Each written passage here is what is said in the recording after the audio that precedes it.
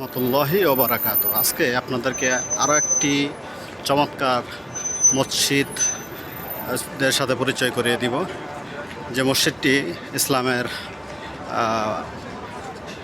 প্রথম দিকের মসজিদ হিসেবে পরিচিত। যে মসজিদটিতে ইস্তেসকার নামাজ, বৃষ্টির নামাজ স্বয়ং রাসূল সাল্লাল্লাহু আলাইহি ওয়াসাল্লাম আদায় করেছেন, এবং যে মসজিদটিতে ঈদের নামাজ পড়া হতো, যে মসজিদটিকে তৎকালীন সময়ের কেন্দ্রীয় মসজিদ হিসেবেও বলা হয়ে থাকে। অর্থাৎ মসজিদে নববীর এই বিশাল আয়তন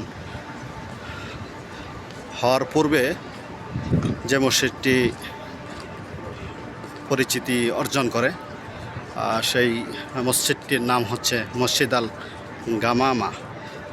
মসজিদ আল গামামা যে মসজিদটা মসজিদে নববীর একেবারে সংলগ্ন, অর্থাৎ মসজিদে নববীর যে শত শত গেট, তার মধ্যে 310 নম্বর গেটের পশ্চিম পাশেই যে মসজিদটি দাঁড়িয়ে আছে, সেই মসজিদটি হচ্ছে মসজিদ আল গামামা।